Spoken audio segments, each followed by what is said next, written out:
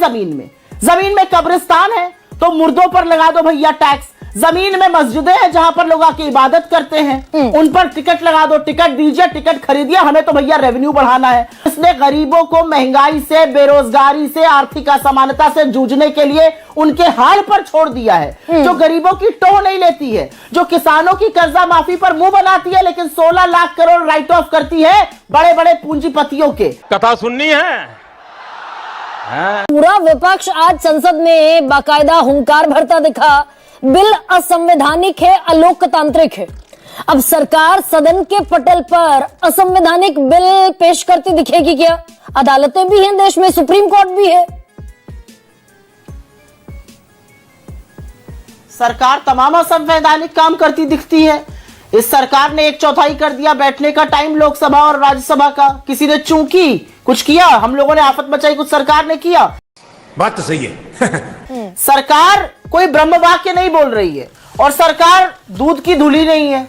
कुछ क्रमवार तरीके से आपको बातें बता देती हूं, लेकिन उसके पहले एक चीज जरूर बोलना चाहती हूं। इस सरकार को मुसलमानों की जितनी चिंता है, काश उतनी चिंता हिंदुओं की भी होती। बार बार कहा जा रहा है मुसलमानों के उत्थान के लिए, मुसलमानों की बेहतरी के लिए ये बिल लाया जा रहा है, ये संशोधन लाया जा रहा है। काश ऐसी ही चीजें लाई जाए जिससे हिंदुओं बच्चों को भी रोजगार मिले, महिलाओं को अपना जेवर गिरवी रखकर घर ना चलाना पड़े, मिडिल क्लास की इनकम बढ़ जाए जो प्री ब्रिटिश राज पर पहुंच चुकी है, महंगाई से निजात मिल जाए हिंदू महिलाओं को। काश ऐसा किया जाए। ये बड़ी अच्छी बात कही आप। लेकिन व्यंग के अलावा, कटाक्ष के अलावा एक बात यहां पर कहनी जरूरी है, और वो पूरी मानसिकता दिखाती है आपको इस सरकार की और इस बिल के पीछे छुपी हुई बदनीयती की। बिल पर तो मैं अभी चर्चा करूंगी और मुझे लगता है आप मुझे मौका देंगी करने का। अमित शाह जी ने सीना ठोक के कहा कि मुसलमानों के साथ कुछ गलत हुआ है क्या इस देश में? क्या किसी की नागरिकता गई है सीए के बाद? मतलब अमित शाह के लिए मुसलमानों के साथ गलत होने का पैमाना वो है जब उनकी नागरिकता जाएगी तब गलत होगा। मैं अमित शाह जी से आपके मंच से और उनके प्रवक्ता से यहां पर पूछना चाहती हूं, उनके पर्वों पर जब उनको नमाज पढ़ने में लोग भद्दे भद्दे कमेंट करते हैं वो क्या है? उनकी बस्तियों पर बुलडोजर चला देना क्या है? उनकी लड़कियों को सुल्ली और बुल्ली डील पर इंटरनेट पे उनकी नीलामी लगाना क्या है? उनके मस्जिदों पर जब तक हम अपना झंडा नहीं गाड़ेंगे हमारा त्योहार पूरा नहीं होगा, ये क्या है? हर बात पर उनको पाकिस्तानी कह देना और पाकिस्तान चले जाने की नसीहत दे देना, वो क्या है? उनके मस्जिदों के नीचे मंदिर खोद खोद कर ढूंढना, ये क्या है? उनको चुनावी मंच से कहना कि वो हिंदू औरतों का मंगलसूत्र चुरा लेंगे, आपकी भैंस चुरा लेंगे, क्या है? पता है ना आप सबको? नहीं पता है? कहां पता है? हाथ ऊपर करो, किसको पता है?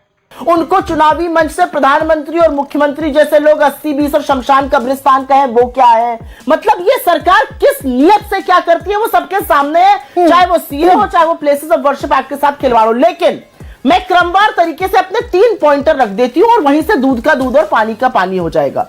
गरिमा जी, मैं एक सनातन संस्कृति और हिंदू धर्म की अनुयायी हूं।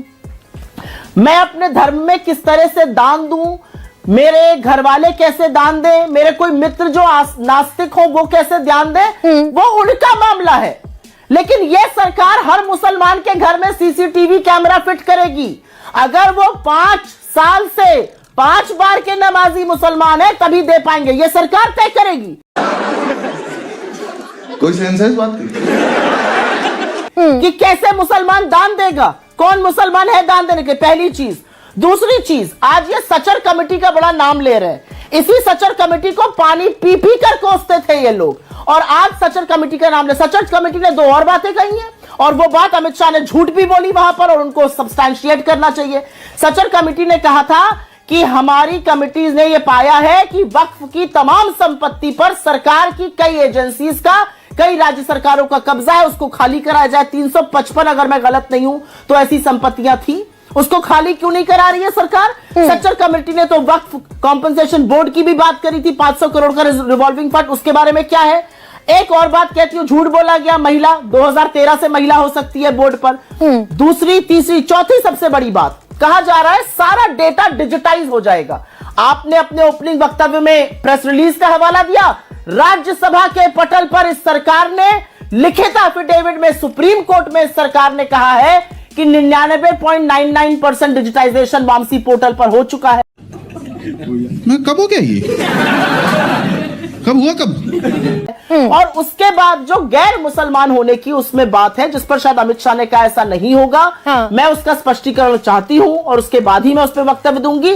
लेकिन ये जो सारा मामला है ना, ये एक समुदाय को अपने वोट बैंक को काबिज रखने के लिए एक समुदाय को लेकिन सुप्रिया, क्या एक गलत बयानी संसद में की जा रही है? क्या गलत बयानी? भाई धार्मिक मामलों में हस्तक्षेप है।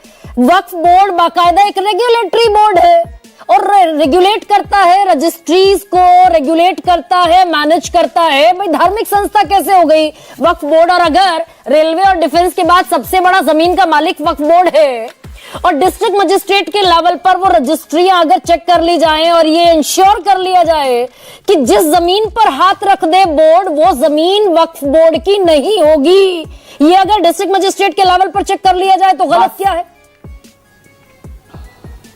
गलत इसलिए है क्योंकि इस देश में आज हमने ऐसे डिस्ट्रिक्ट मजिस्ट्रेट देखे हैं इस निरंकुश सरकार के प्रशासन में, जो जब हाथरस में, आपको याद है ना, 2:30 बजे रात को एक बेटी को जला दिया था, उसकी शव को, बिना उसके परिवार के। तुम्हें शर्म है? कुछ शर्म आया है? तुम्हें शर्म है? तुम चुल्लू भर पानी में जाके डूब के मर जाओ। उसके अगले दिन 15 दिन तक उसके घर को धमकाने वाले रेपिस्ट नहीं, वहां का डीएम जाता था। इसलिए आपत्ति है डीएम से, क्योंकि सरकार का नहीं, तो फिर इसमें आगे हाईकोर्ट और सुप्रीम कोर्ट जाने का भी विकल्प है ना सुप्रिया? अगर डीएम किसी तरह तो मतलब आप चाहते हैं कि पहले, एक मिनट, हाँ। हाई कोर्ट, मुझे नहीं पता आपके यहाँ कोई जमीन का मुकदमा चल रहा है कि नहीं। 50 ऐसे मुकदमे वालों को मैं जानती हूं, लोगों को, वकीलों को जानती हूं।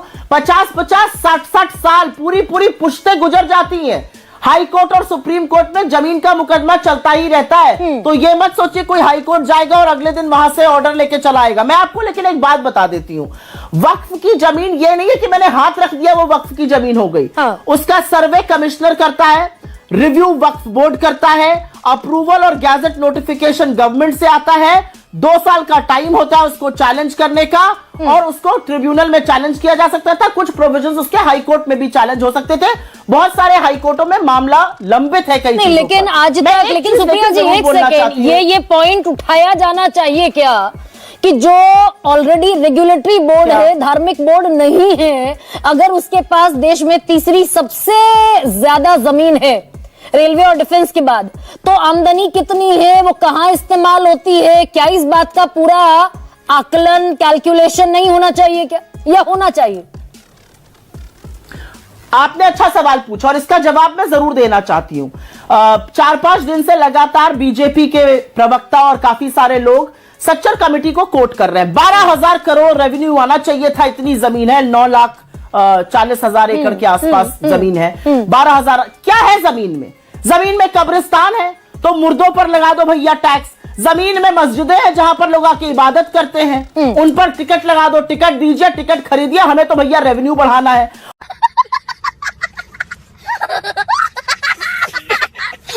और एक बात मैं पूछना चाहती हूं, ये जो और एग्रीकल्चर लैंड है बहुत सारी सी, उसमें तो इतने रेवेन्यू के प्रोविजंस नहीं है। लेकिन एक बात जो बार बार कही जा रही है और अभी गृह मंत्री अमित शाह ने कही कि अमीरों का कब्जा है, गरीब मुसलमान को उससे फायदा नहीं हो रहा है। आपको कैसे पता?